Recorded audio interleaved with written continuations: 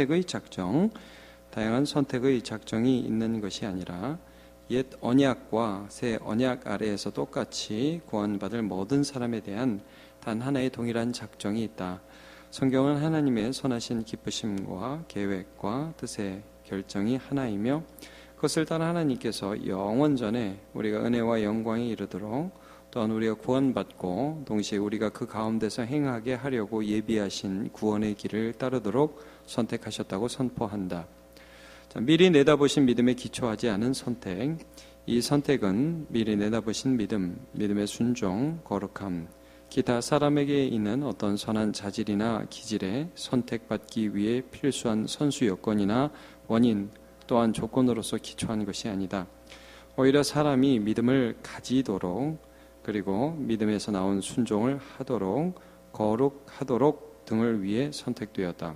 따라서 선택은 모든 구원의 선의 원천이며 선택에서 믿음과 거룩함과 다른 구원의 은사들 그리고 최종적으로 영생 자체가 선택의 열매와 효과로 흘러나온다. 이는 사도의 증거와 같다. 곧 창세전에 그리스도 안에서 우리를 택하사 우리로 사랑 안에서 그 앞에 거룩하고 흠이 없게 하시려고 이지 그렇기 때문에 택하신 것이 아니다. 10항 하나님의 기쁘신 뜻에 기초한 선택, 하나님의 선하신 기쁘심이 은혜로운 선택의 유일한 원인이다. 이 선하신 기쁘심은 하나님께서 사람의 모든 가능한 자질이나 행위 가운데 어떤 것을 구원의 조건으로 정하시는 것에 있지 않고 오직 하나님께서 공통된 죄인의 무리 가운데 특정한 사람들을 자기 백성으로 삼으시는 것에 있다. 이는 성경에 기록된 대로 그 자들이 아직 나지도 아니하고 무슨 선이나 악을 행하지 아니한 때에 리브가에게 이르시되 큰 자가 어린 자를 섬기리라 하셨나니 기록된 바 내가 야곱은 사랑하고 에사는 미워하였다 하신과 같으니라. 또한 영생을 주시기로 작정된 자는 다 믿더라. 11항 변하지 않는 선택, 하나님 자신께서 지극히 지혜로우시고 일정하시고 전지하시고 전능하시기 때문에 하나님께서 하신 선택은 결코 중단되거나 변경되거나 폐지되거나 철회되지 않는다. 택하신 자들은 버리심을 받지 않으며 그 수가 줄지 않는다. 네, 우리가 이렇게 함께 읽었는데 이 말씀 가지고 하나님의 뜻에 따라 우리를 택하시다. 이런 제목으로 말씀 나누겠습니다. 도르트 신조, 어떤 배경이라고 말씀을 드렸냐면 도르트 신조는 이제 칼빈이 죽고 난 100년 정도 후에 이제 야곱 알비니우스라는 사람이 나타났는데 이 사람도 대학 교수였어요. 신학대학 교수였어요. 이 사람의 제자들이 이제 이 사람의 신학 사상을 이제 이어받아서 하나의 학파를 형성했어요. 알미니안이라고 하는데 이 알미니안의 주장에 대항해서 성경적인 하나님의 뜻들이 무엇이냐를 재정립하여서 나타낸 그 정리한 신조가 도르트 신조라고 그랬어요. 도르트 레흐트라는 지역에서 이제 이 신조가 완성이 됐는데 이 도르트 신조의 내용을 그래서 우리가 튤립, 우리 장로교의 5대 칼빈의 5대 강령이라고도 얘기를 하는데 TULIP, 그래서 Total Depravity, 그래서 전적 부패, 그 다음에 U, Unconditional Election, 무조건적 선택, 그 다음에 L이 뭐죠? Unlimited Atonement, 그래가지고 제한 속죄. 그냥 여러분 듣기만 하십시오. 그 다음에 Irresistible Grace, 불가항력적 은혜, 그 다음에 P는 Persistence of Saints, 그래서 성도의 견인이라고 하는데, 자, 요 5가지 교리, 여러분 그냥 계속해서 말씀을 나눌 것입니다. 이게 하나님의 주권에 관한 그런 교리인데, 이 알미니안들이 주장한 내용들은 뭐냐면, 인간의 그 자유의지를 강조한 거예요. 제가 이제 첫 시간에 반펠라기우스주의 이런 말들을 했는데, 인간의 자유의지를 믿었던 펠라기우스라는 사람이 이제 어거스틴 시대에 살았었잖아요. 그래서 이제 그 사람이 자유의지가 타락하지 않았다 이런 주장을 했는데 이것과 굉장히 일맥상통하는 어떤 주장이다라고 해서 반펠라기우스주의라는 말을 하는데 인간의 자유의지를 굉장히 강조하고 말하자면 여러분 쉽게 얘기해 볼게요. 내가 하나님을 믿을 수 있다 이거예요. 내가 하나님을 향해서 착하게 살 수 있고, 왜냐하면 여러분 이렇게 이해할 수 있잖아요. 하나님 말씀을 우리 이렇게 말씀하잖아요. 믿어라, 회개하라. 그러니까 믿을 수 있으니까 믿으라고 그러고 회개할 수 있으니까 회개하라고 한 거 아니야. 그러니까 우리가 회개해야 구원받는다 이거죠. 말은 여러분 맞는 말이에요. 말은 맞는 말이고, 이게 어떻게 보면 맞는 말인데 여러분 굉장히 조심해야 되고, 굉장히 우리가 이 부분에서 분별을 해야 돼요. 어떤 의미에서 그런지를 이제 계속해서 살펴보고 있어요. 그러니까 여러분, 제가 조금 이따 말씀드릴게요. 이 부분에 대해서는 믿어라, 회개해라, 믿을 수 있기 때문에 믿으라고 한 것이다 아니라 사실은 믿음을 주시고 믿으라고 하신 거예요. 제가 조금 이따 이 부분 말씀드리도록 하겠습니다. 자, 제가 첫 시간에 우리가 함께 나눈 말씀은 뭐였냐면, 이 선택에 대해서 사람들이 하도 많이 시비를 걸어요. 뭘 갖고 시비를 해요? 야, 하나님 너무하다. 왜 나는 구원하고 쟤는 안 구원하고, 쟤는 더 나쁜 놈 같은데 구원하고, 쟤는 좀 더 착한 것 같은데 구원 안 하고, 하나님 이상하다. 나는 선택이라는 것 자체가 마음에 안 든다. 이런 얘기 여러분 들어보셨죠? 많은 청소년들과 청년들이 이 부분에 대해서 의문을 가져요. 선택이 싫다 이거예요. 아니, 착한 사람 구원해줘야지. 그래야 맞지 않냐 이거죠. 근데 여러분, 여기 전제가 잘못됐다는 것을 첫 번째 시간에 말씀드렸습니다. 자, 하나님 앞에 더 착한 사람은 없다 이거예요. 그건 우리끼리 하는 얘기고, 제가 나보다 조금 더 착해 보일 뿐이고, 여러분 착하다고 칭송을 받는 사람들도 자기가 죄인인지 다 알아요. 그러니까 첫 번째 시간에 우리가 나눈 말씀은 선택을 하신 하나님이 선하신 것이지, 원래 공평하게 하면 다 죽어야 된다는 거예요. 그러니까 여러분, 하나님은 공평하신 하나님, 하나님은 정의로운 하나님, 그러면 모든 사람이 다 지옥 가야 된다는 거예요. 모든 사람이 다 죽어야 된다는 거예요. 거기서 하나님께서 며칠 구원하기로 작정하신 것, 선택, 하나님이 구원하기로 작정하시고 하나님의 버리기로 작정하신 이 이중 예정이라고 하는데, 선택과 육이라고 하는데, 이것이 불공평이 아니라는 거예요. 은혜라는 것을 첫 시간에 말씀드렸어요. 자, 이거 이제 넘어갑니다. 두 번째 시간에는 정주영 목사님이 이 하나님의 선택이 주는 위로에 대해서 말씀을 나누었잖아요. 그래서 이건 우리에게 기초한 선택이 아니라는 거죠. 예수 그리스도 안에서 하나님이 하신 것이라는 거예요. 그 기초가 우리에게 있지 않아요. 자, 오늘 우리가 이제 이 나눌 말씀들은 이 선택이라는 것이 쉽게 말해서 이겁니다. 여러분, 믿음 혹은 믿음으로 인한 삶, 이게 조건이냐 아니면 선택의 결과냐, 이런 문제입니다. 자, 이런 거죠. 많은 사람들이 이렇게 생각해요. 내가 예수를 잘 믿어서 하나님이 나를 사랑하신다고 생각해요. 내가 예수를 잘 믿고 하나님 앞에 믿음을 지켰기 때문에 하나님이 나를 사랑하신다고 생각해요. 아니에요, 여러분. 하나님께서 믿음을 주셔서 그 믿음 안에서 내가 하나님을 사랑하게 된 것이에요. 자, 이게 별 차이가 없는 것 같은데 여러분, 굉장히 중요한 차이예요. 다시 한번 말씀드릴게요, 여러분. 하나님, 내가 너무 예수를 잘 믿고 기도도 열심히 하고, 여러분 이런 거예요. 새벽기도 좀 빠지면 하나님이 나 싫어하는 것 같아. 여러분, 무슨 하나님이 쫀쫀한 아줌마입니까? 예? 죄송합니다. 제가 여성 비하적 발언을 해서 죄송합니다. 쫀쫀한 아저씨입니까, 하나님이? 예?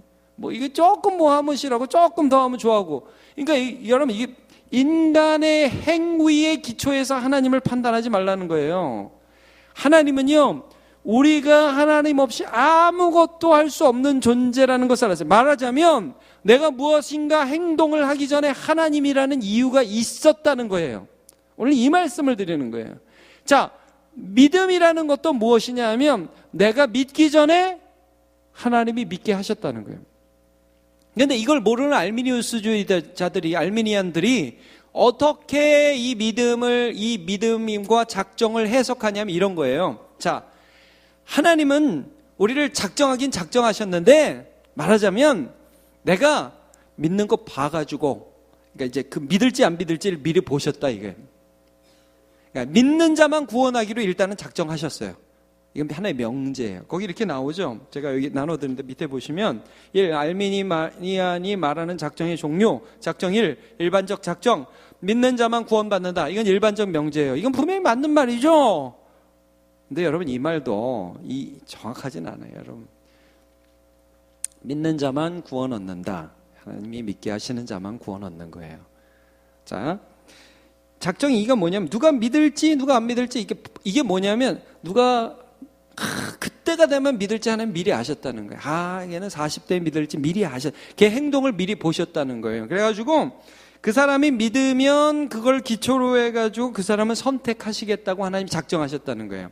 자, 이게 예지 예정이라고 하는데 여러분 이게 무슨 뜻이냐 하면 하여튼 그 사람의 행동을 미리 이렇게 쭉 보신 거예요. 하나님이 관여하지 않아요. 자유의지라고 그랬죠. 하나님이 있도록 하시는 게 아닌데 그놈 요때쯤 되면 어떻게 믿게 그 의지를 발동해가지고 하나님 믿는다 이거예요. 그걸 하나님 미리 아시고 얘는 구원해야지라고 작정을 하셨다는 거예요. 근데 문제는 그 사람의 의지가 또 흔들릴 수 있으니까 그 다음에 뭐 할 수도 있다. 배교할 수도 있다. 이 사람들이 하는 말. 그러니까 믿었다가 그 믿음을 떠날 수도 있다는 거예요. 맞는 말 같죠, 여러분? 여러분 교회 다니다가 요즘 교회 안 다니는 사람들 보시죠? 그렇죠? 이렇게 딱 맞아요. 그러니까 이 알미니아인이 주장하는 말들이 우리가 일반적으로 나타나는 현상에 보면 딱 맞는 것 같은 느낌이 들게 설명을 해요. 인간의 이성과 딱 맞아요. 근데 계속 볼게요. 하나님의 세 번째 작정은 뭐냐면 이거예요. 믿음 안에서 인내하는 자만 구원하기로 작정한다. 믿음 안에서 인내. 이게 무슨 말이냐면 처음에 예수를 믿었어요. 의지를 발동해가지고 나 하나님 믿어야지. 나 이렇게 살면 안 되지. 믿어야지. 그랬는데 그런 사람 중에도 끝까지 믿는 사람이 있고 중간에 떨어지는 사람이 있다 이거예요. 그래서 하나님은 누구만 구원한다? 끝까지 예수 믿는 자만 구원한다라고 주장하는 것이 이들의 교리예요. 맞는 것 같죠?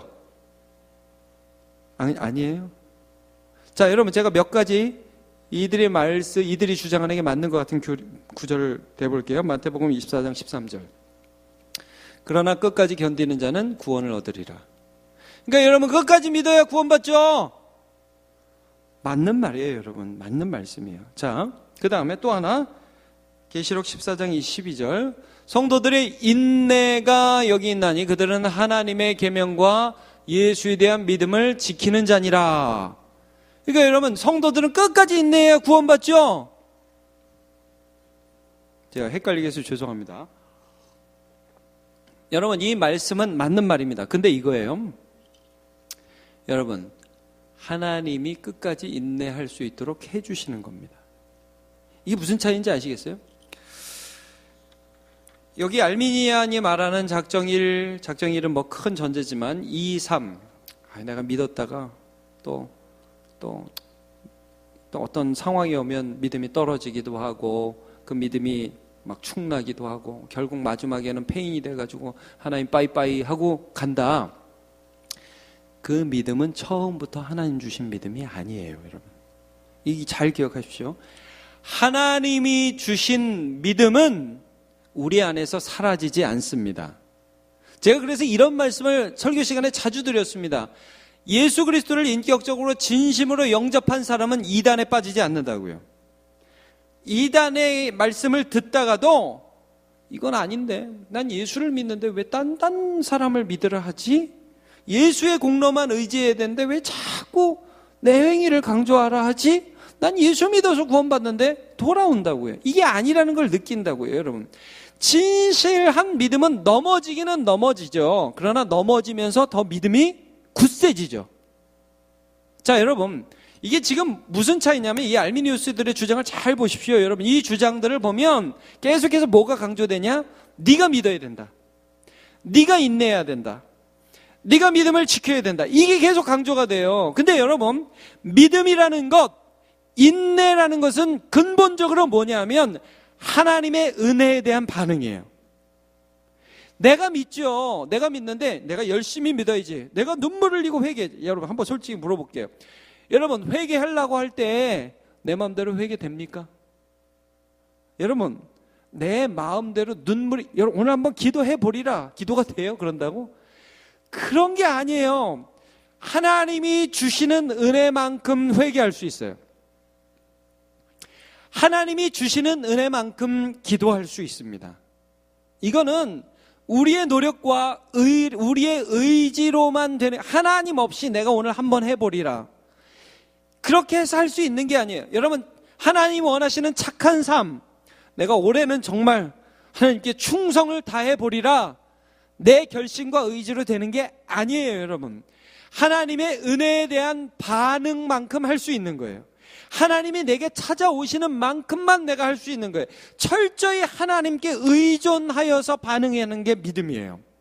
근데 이 알미니아는 이런 부분에서 굉장히 잘못된 주장을 하는 거예요. 뭐냐면 네가 믿어야 구원받는다. 하나님 그거 보고. 그리고 네가 인내해야, 끝까지 인내해야 구원받는다. 하나님이 쏙 빠지잖아요. 그러니까 성도들이 어떤 부담을 느껴요. 맨날 이런 자책감이 드는 거죠.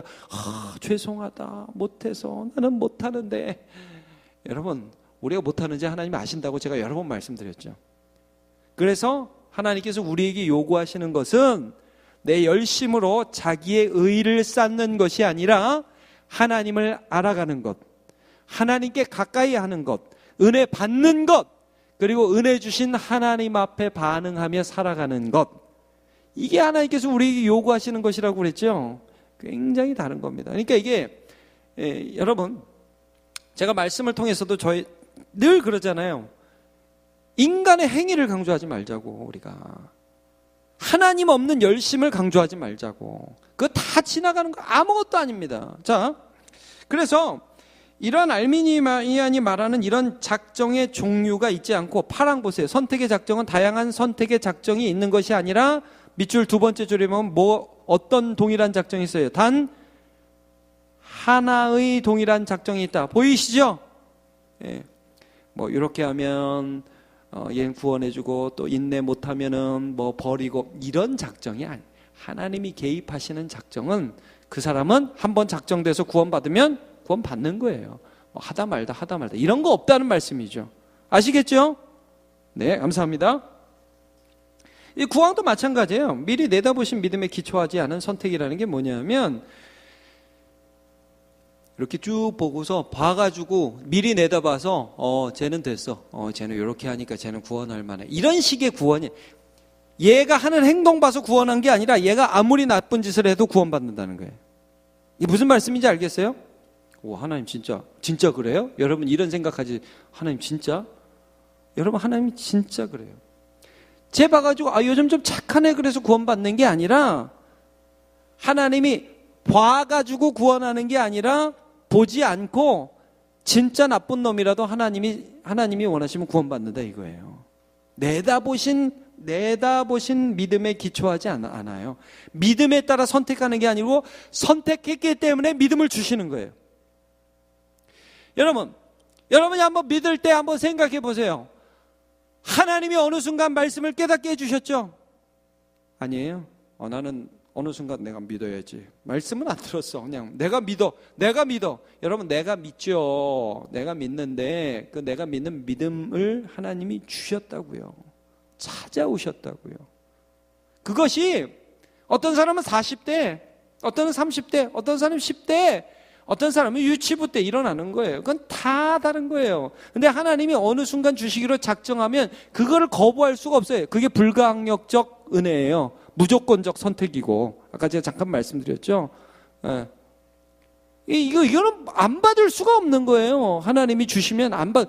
바울의 어느 날 다메섹으로 예수 믿는 사람 다 잡아 죽이려고 하는데, 하나님, 바울아 어째 내가 나를 핍박하네. 누구세요? 그러니까 나는 내가 핍박하는 예수라. 그럴 때 막 예수난 싫어 이렇게 못한다고요. 그럴 때는 하나님이 강권적으로 임하시면 은혜 받을 수밖에 없어요. 우리의 삶에 하나님이 관여하신다는 것을 말씀해 주고 있어요. 자, 그래서 여러분 예를 들면 다윗 같은 경우가 이런 경우입니다. 여러분 이런 부분들을 성경 읽을 때 좀 착각하지 않으셨으면 좋겠어요. 하나님께서 사무엘을 보내서 이새의 집에 왕을, 내가 한 왕을 보았다 그러시죠. 그러면서 거기에 기름을 부으러 가는데 첫째 엘리압이 딱 나오니까 사무엘이 뭐 너무 멋있고 잘생기고 막 이렇게 좀 괜찮아 보여요. 뭐 요즘 나오는 무슨 아이돌 같겠죠.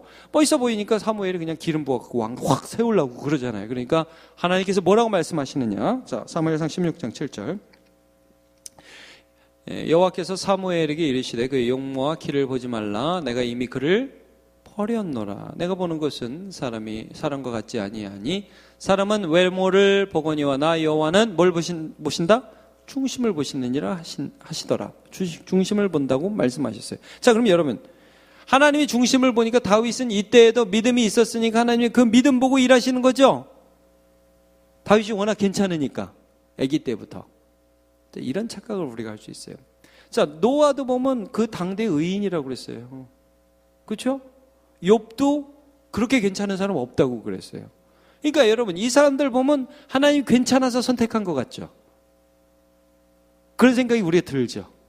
우리가 계속 헷갈리는 거예요, 이런 부분들을 보면. 그런데 여러분, 다윗을 한번 조금만 볼게요. 다윗이 분명히 하나님 보기에 믿음이 있었던 그런 사람이에요. 그러면 다윗이 이제 나중에 이제 골리앗을 죽이러 이제 전쟁을 하러 갈 때 사울 왕 앞에서 자기가 목동으로 있을 때에 있었던 간증을 하는데, 이런 간증 부분이 나와요. 사무엘상 17장 34절. 다윗이 사울에게 말하되, 주의 종이 아버지의 양을 지킬 때에 사자나 곰이 와서 양떼에서 새끼를 물어가면 내가 따라가서 그것을 치고 그 입에서 새끼를 건져내었고, 그것이 일어나 나를 해하고자 하면 내가 그 수염을 잡고 그것을 쳐 죽였나이다. 자, 여기서 우리가 알 수 있는 게 뭡니까? 그러면 다윗은 목동일 때부터 진짜 믿음이 너무 좋았어. 목동일 때도 좋았고 하나님 그걸 보셨어요. 여러분, 다윗이 어린 목동으로 있었을 때에 양을 지킬 때 사자나 곰이 오면 무서웠을까요? 안 무서웠을까요? 무서웠죠. 처음부터 안 무서워요? 사자, 곰 그러니까 한 10대 때부터 사자, 곰 다윗은 처음부터 그랬어요? 성경이 그것을 기록하지는 않아요. 그러나 여러분, 우리가 생각할 수 있겠죠. 얼마나 외롭고 얼마나 무섭고 얼마나 힘들었겠어요. 그래서 어떻게 했겠어요? 하나님이 그 외로움과 그 무서움과 그 힘듦까지 사용해서 그로 기도하게 하셨겠죠. 하나님, 저 좀 도와주세요. 하나님, 저 다윗 너무너무 약한 다윗이에요. 여러분, 10대가 혼자서 양을 치는데 사자와 곰이 나오는데 얼마나 무서워요. 그러니까 사자나 곰이 안 나오는 게 은혜가 아니라고요. 우리의 자녀들이 어려움을 당하지 않는 게 은혜가 아니라 어려움을 당할 때 기도하는 게 은혜예요. 하나님이 기도할 마음을 주시고 하나님이 살아계심을 보여주시고 다윗이 그 가운데에서 하나님을 경험하죠. 하나님이 다 해주시고 나서, 그리고 나서 이 믿음을 내가 보았다 이렇게 하시잖아요. 여러분, 이거예요. 어떤 사람이 한 사람이 믿을 때에 하나님이 관여하신다는 거예요.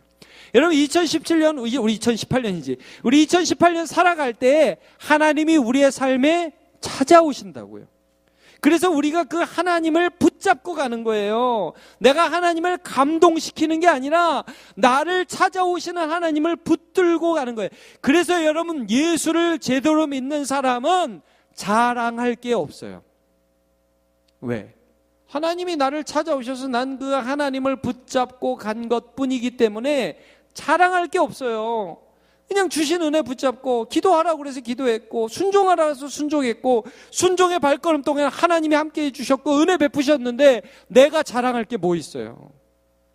하나님만 높이게 되는 거예요. 그러니까 여러분, 이 도르트 신조에서 너무너무 강조하는 것은 보이지 않게 나의 삶에 역사하신 그 하나님의 은혜, 하나님의 주권적인 인도하심을 우리가 느껴야 하는 것이고, 이것을 배제한 채 내가 하나님 앞에 뭘 하면 하나님이 그걸로 날 인정해 주신다, 이렇게 가면 안 된다는 거예요.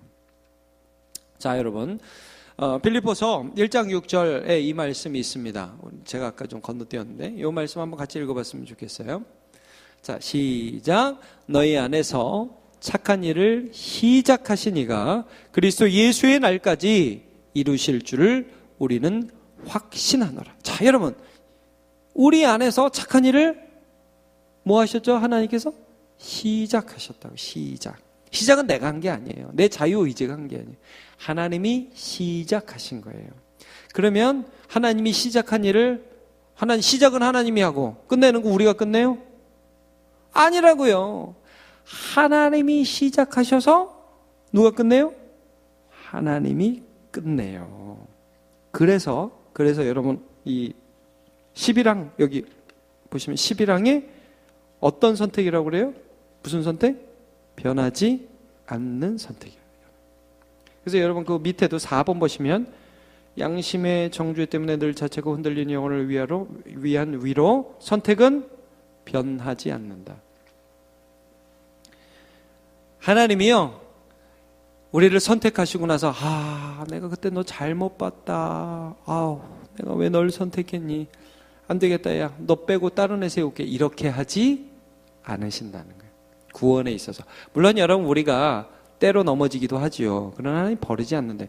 그 예가 뭐예요? 베드로죠. 베드로가 예수님을 3번 부인했어요. 야, 넌 안 되겠다. 딴 애를 사도로 세울게. 그게 아니라 베드로가 3번 부인했지만 그 베드로까지도 하나님이 새롭게 해주셔서 부인을 했던 그 과거 때문에 더 견고해지는 거예요. 자, 여러분, 제가 지난 특별 저녁 기도회 때 말씀을 전했지만 우리가 당했던 어려움들이 예수 안에서 당하는 어려움이고 예수 안에서 당하는 고난이고 예수 안에서 하는 실수라면 그 실수와 그 고난 때문에 우리는 더 성숙하게 된다고. 그 때문에 망하는 게 아니라 베드로가 그걸 보여줘요. 그러나 여러분, 유다는 달라요. 가룟 유다는 다릅니다. 가룟 유다는 버린 그릇이에요. 버린 그릇. 그는 처음부터 예수님을 믿지 않았어요. 여러분, 제가 아까도 그런 말씀드렸죠. 저 사람이 옛날에 교회 다니다가 왜 지금 교회에 안 다니고 그러지? 2가지 중에 하나예요. 진짜 믿는데 잠깐 넘어진 사람. 그 사람은 돌아올 사람이에요. 베드로가 예수님 3번 부인했던 것처럼. 그 사람은 돌아올 사람이에요. 2번째, 처음부터 안 믿었던 사람이에요. 사울 왕처럼. 그래서 열심히 믿는 척했지만 자기의 의의를 세우려고 했던 것뿐이지 진짜 예수를 믿은 적이 없는 사람이에요. 그 사람은. 둘 중에 하나라고요. 여러분 헷갈리지 마세요. 하나님이 택했다가 봐가지고 안 되겠다 해서 버리는 경우는 있습니까? 없습니까? 없다는 거예요. 그런 경우는. 이거 여기에 확실하면 여기 4번처럼 양심의 정죄. 나는 왜 이렇게 주님 뜻대로 못 살까? 왜 나는 염려할까? 왜 나는 넘어질까? 양심에 막 갇히게 돼서 나는 혹시 버리운 자가 아닐까? 나는 혹시 하나님으로부터 떨어진 자가 아닐까? 이런 염려를 하고 있을 때가 우리가 있을 수가 있지요. 제가 여러 번 말씀드리죠. 그런 염려하는 사람 대부분 구원받은 사람이라고. 여러분, 선택받지 못한 사람은 그런 염려 안 해요. 자기가 죄 지으면서도 뭐 이 정도는 괜찮아 이렇게 생각. 그런 사람 진짜 두려워해야 됩니다. 그런 사람들은.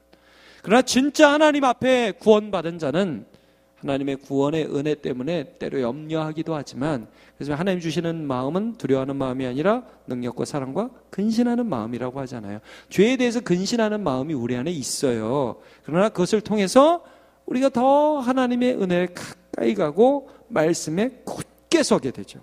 여러분 위로를 받으시기를 축복합니다. 자, 그러면 여기 이제 이 번호에서 3번째 보면 선택의 원인은 무엇인가? 제가 2번까지 했죠, 여러분? 제가 여기 안 한 거 있나요? 그 1번 맨 끝에 구원은 믿음으로 인내하는 자만 받는다고 주장. 구원의 근거가 인간의 행위. 이건 알미니안이고요. 2번 믿음과 인내는 선택이 이유인가? 아니다. 선택의 결과이다. 믿음과 인내하는 것은 선택, 그거를 믿음과 인내하는 삶을 봐서 하나님 그걸 봐서 선택한다 이유가 되지 않고 선택받았기 때문에 믿는 거고 선택받았기 때문에 견디고 인내하는 것이에요. 자, 3번 선택의 원인은 무엇인가? 하나님이 기쁘신 뜻이다 이거예요. 오늘 말씀의 주제와 같죠. 간단하게 이 부분을 다루겠는데 좀 전에 본 그 말씀에 에베소서 1장 4절과 5절을 보시면요. 곧 창세전에 그리스도 안에서 우리를 택하사 우리로 사랑 안에서 그 앞에 거룩하고 흠이 없게 하시려고. 그러니까 하나님이 이런 우리를 거룩하고 흠이 없는 우리를 택하신 게 아니라 하나님 우리를 택하셔서 이렇게 만들어 가시려고. 아시겠죠? 그래서 5절 같이 한번 읽어볼게요. 시작. 그 기쁘신 뜻대로 우리를 예정하사 예수 그리스도로 말미암아 자기의 아들들이 되게 하셨으니. 그러니까 그 기쁘심 뜻대로 우리를 예정하사. 이게 이유라는 거예요. 이유. 착하고 안 착하고가 아니라 하나님의 기쁘신 뜻대로 우리를 예정하셨다. 이게 이유라는 것을 말씀하고 있습니다. 그러니까 내가 좋아서. 여러분, 저는 제가 처음에 아기를 제가 낳은 건 아니죠. 제 아내가 낳았는데 하여튼 우리가 같이 이제 아기를 낳고 태어났는데 저는 진짜 너무 이쁘더라고요. 그래서 제가 착각을 했어요. 남들도 다 이쁘겠다고 생각하는 줄 알았어요. 근데 어느 날 제가 객관적인 눈으로 보니까 그렇게 이쁜 건 아니더라고요. 그건 순전히 제 눈이 이게 된 거지. 걔가 하여튼 남들은 이쁘게 안 보더라고요. 저는 이쁜데. 자, 자기 아들 이쁘죠? 자기 아들 안 이뻐요? 자기 딸 이쁘시죠? 좀 징그러운가요? 다 크면 좀 징그러운가요? 그래도 사랑스럽죠? 자고 있는 거 보면 막 침 흘리고 자고 있어도 사랑스럽죠? 그 뚱뚱하고 마르고 그래도 이쁘죠? 그 걔가 이쁜 거예요? 자기 눈이 이쁜 거예요? 내가 이쁘게 보는 거예요, 여러분. 자, 여러분, 하나님 우리를 선택하셨어요. 하나님 우리를 사랑하세요. 우리가 잘해서 사랑해요? 하나님이 사랑이셔서 사랑해요? 하나님이 사랑하셔서 우리를 사랑해요. 그러니까 하나님의 기쁘신 뜻 가운데 우리를 선택한 거지, 우리가 괜찮아서 우리를 하나님을 만족시키는 게 아니라고요. 하나님이 이유예요. 하나님이 이유. 그리고 그 하나님의 이유 되심을 예수 안에서 만들어 가신 거죠. 예수 안에서 우리를 보시기로 작정하신 거예요. 예수 안에서. 그래서 이쁘게 보시기로, 사랑하시기로. 여러분, 이게 굉장히 조심스러운 말인데 신자도 죄를 짓죠. 고의적으로 짓는 거 말고요. 우리가 죄를 짓는다고요.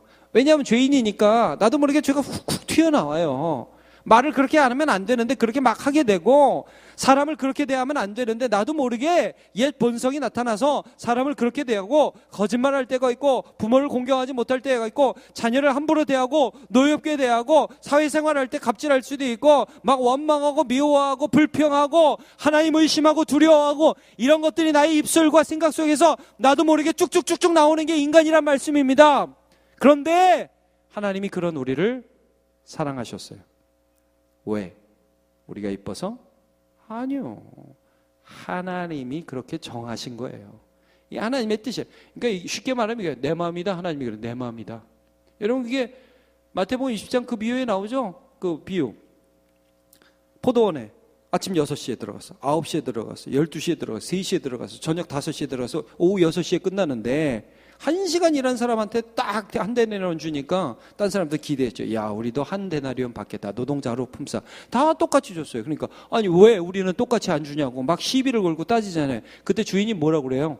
야, 내가 주고 싶어서 줬다. 내 마음이다. 내가 너한테 덜 줬냐? 약속한 한 데나리온 줬는데 더 주고 싶은 게 내 마음이다. 짜샤. 딱 이러니까 아무 말 못 하잖아요. 그러니까 여러분, 이게 뭐예요? 하나님이 우리가 괜찮아서가 아니라 우리가 괜찮지 않음에도 불구하고 우리에게 은혜 주시기로 작정하신 거예요. 이런 걸 믿는 사람은 흔들리지 않아요. 자, 여러분, 로마서 9장 한번 펴보시죠. 로마서 9장 한번 펴보십시오.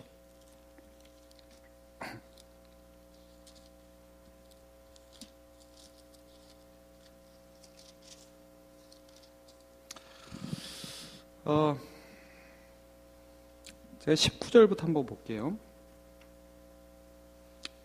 저 그 전부터 보겠습니다. 이 로마서 9장은 이 하나님의 주권적 선택과 작정에 대해서 굉장히 중요한 구절을 말씀해 주고 있습니다. 10절입니다. 로마서 9장 10절. 그뿐 아니라 또한 리브가가 우리 조상 이삭 한 사람으로 말미암아 임신하였는데, 자, 아브라함의 아들 이삭, 이삭의 아들 야곱과 에서, 쌍둥이죠.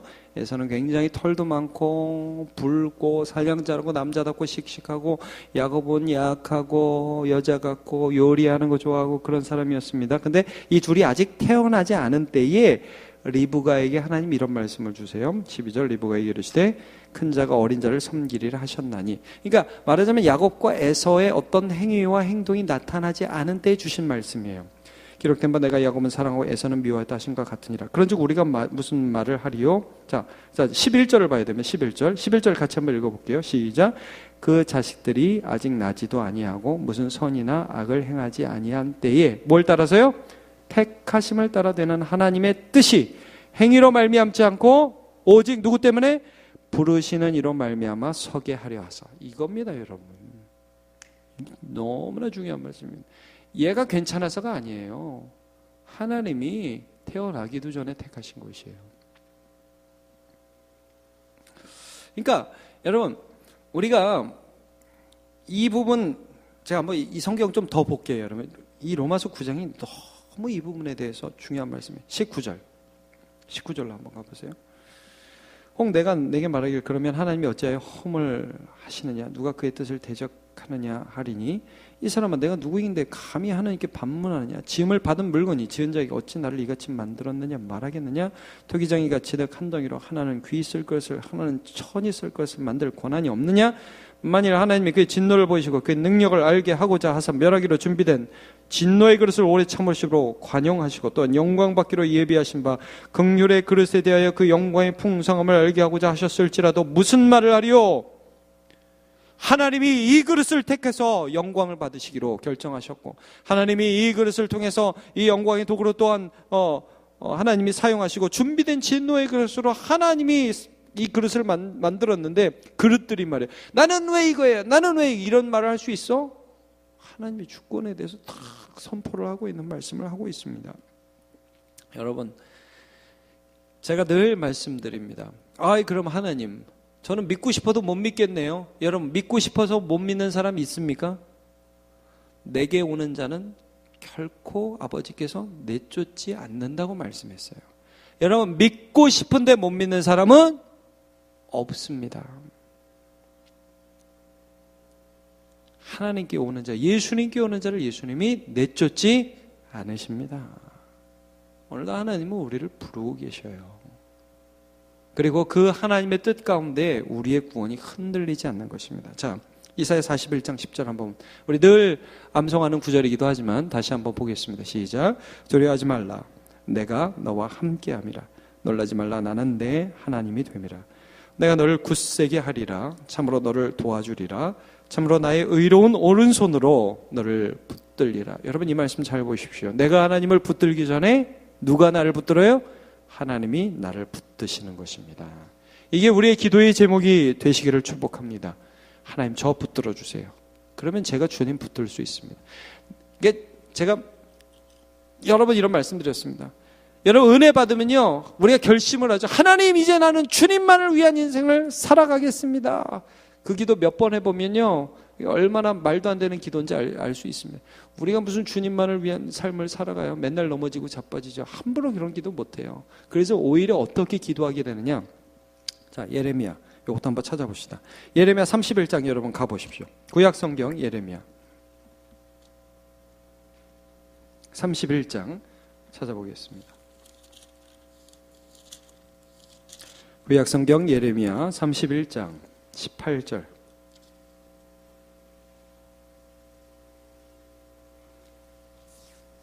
구약성경 1101쪽쯤 있습니다. 예레미야 31장 18절. 에브라임이 스스로 탄식함을 내가 분명히 들었노니 주께서 나를 징벌하심에 멍에에 익숙하지 못한 송아지 같은 내가 징벌을 받았나이다. 주는 나의 하나님 여호와시니 나를 이끌어 돌이키소서. 그리하시면 내가 돌아오겠나이다. 여러분, 하나님이 나 때리셨잖아요, 이 말이에요. 이게 하나님, 잘 맞을지도 모르는 멍에에 익숙하지 못한 송아지 같은 내가, 하나님, 이 민족이 하나님께 맞았어요. 그게 뭐라는 거예요? 나를 돌이키심이라는 거예요. 뭐라고 얘기하냐면, 나를 이끌어 돌이켜 주세요, 하나님. 몸만 맞지 말고 외적으로 고통만 당하는 게 아니라, 하나님, 이제 내 마음에 은혜를 주셔서 내 마음이 주님을 향할 수 있도록 도와주세요, 하나님. 그렇게 은혜 주시면 내가 주님께 돌아가겠습니다. 여러분, 우리가 어떻게 기도해야 될까요? 하나님, 저 잘할게요, 이제부터. 그렇게 못해요. 하나님, 은혜 주세요. 하나님이 저 은혜 주셔서 주님 앞에 엎드리게 해주시면 저 기도할 수 있어요. 하나님, 저 말씀 사랑하게 도와주세요. 하나님, 전 무지해요. 깨닫게 해주세요. 하나님이 알게 해주시면 저 하나님 알 수 있어요. 그러면 저 기도할게요. 이겁니다. 여러분, 하나님 붙드시기를 축복합니다. 우리에게 있어서 끊임없는 죄악의 근본이 뭐냐? 이유를 나에게서 찾으려고 그래요. 내가 뭘 하려고 그래요. 여러분, 신앙은 뭐죠? 이유와 근원이 되신 하나님을 인정하는 거예요. 하나님이 은혜 주시면 은혜 받는 거. 하나님이 가라고 하면 그만큼 갈 수 있는 게 인간이에요. 여러분, 부흥은 누가 주시죠? 하나님이 주시는 거예요. 하나님이 보내주시는 사람을 우리가 섬기고 하나님이 하라는 말씀을 하면 되는 거예요. 그 이유와 근원이 하나님이심을 고백하고 아는 것이 신앙입니다. 그 하나님을 붙드는 저와 여러분 되시길 주님의 이름으로 축복합니다.